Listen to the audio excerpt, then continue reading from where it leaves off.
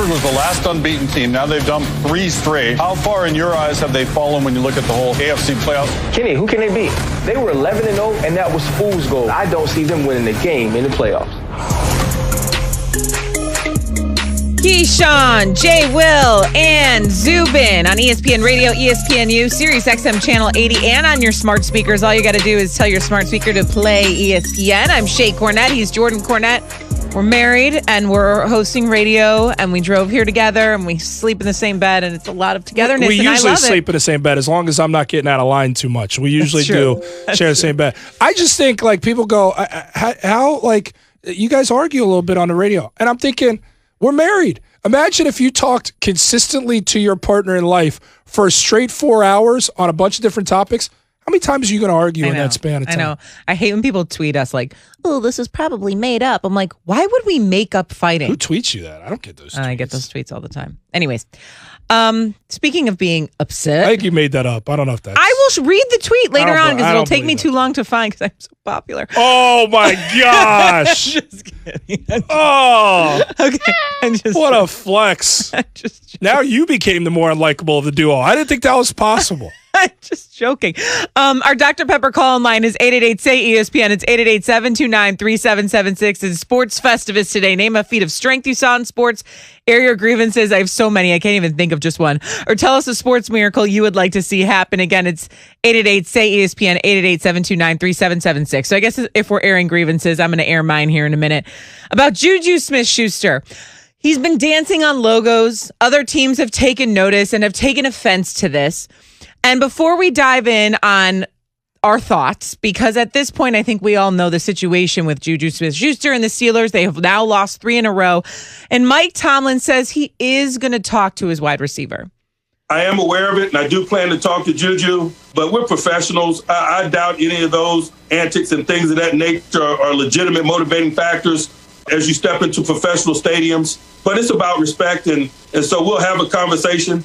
But I understand it's about the quality of play inside the white lines. And so I'm not seeking comfort or looking for excuses based on our recent performances on things that occur in pregame or things of that nature that are social media related. It's time for Straight Talk, brought to you by Straight Talk Wireless. I'm going to go first on this, okay? Go ahead. Let me start by saying this. Deep breath.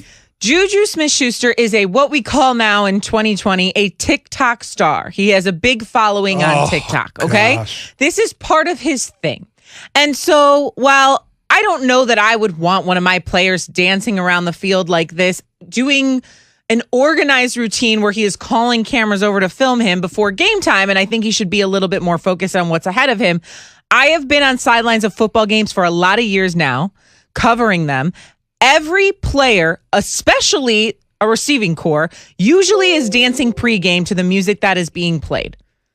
Usually, okay? There's loud music. Different. You know, it's different. Hold on. And they're dancing. So the thought of him dancing doesn't bother me. Is it a little bit too much organization and calling cameras over? Yes. But the thought of him dancing doesn't bother me. Furthermore, him dancing on a logo, why is that the problem? Why is that the grievance? Why in professional sports do we have to take our logos so freaking seriously?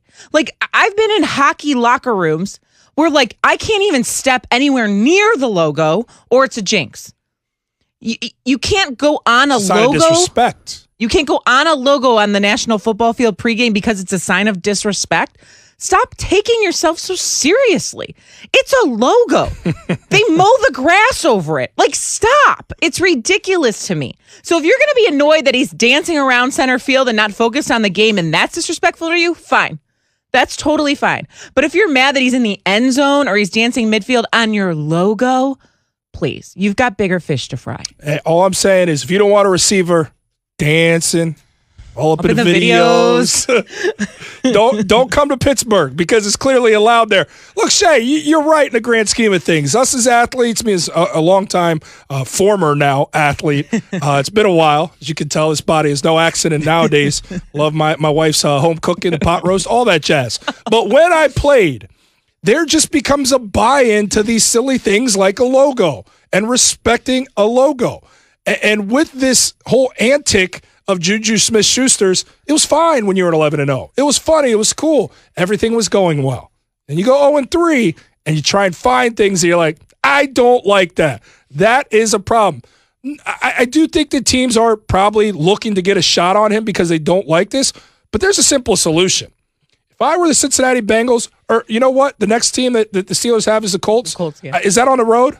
It doesn't matter. Let's just say the next time that the Steelers are on the road, I would have, if I knew they're coming, if JuJu and the Steelers are coming into my arena, in my stadium, and he plans to dance. It's at home. Colts, Steelers at home, and then Browns on the road.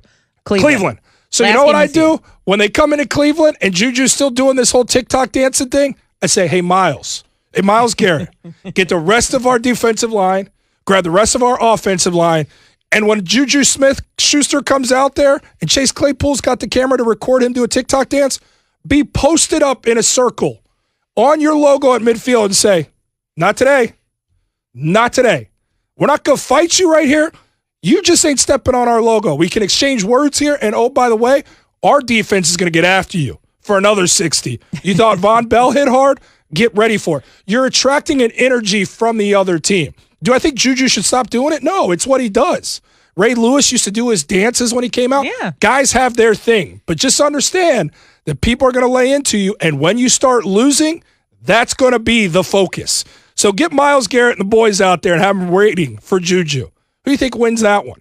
That's how I would approach it. Because, yes, I do think it's disrespect. Remember Terrell Owens back in 2000? How could I forget when he was playing for the 49ers? My quarterback. And he went and scored that touchdown piling on against a bad Dallas team late in the fourth quarter. He ran 50 yards to the logo, to the Dallas Star, again, and spiked the football. Who cares? But he did it because he knows the disrespect of the logo.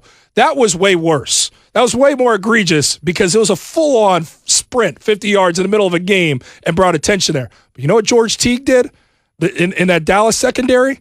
Went sprinting to tackle T.O. at midfield, and a melee went after that. That's the kind of thing that goes down. You got to bring a little bit more to prevent JuJu from doing it. But Von Bell, kudos to you as a Bengals fan. I loved watching it.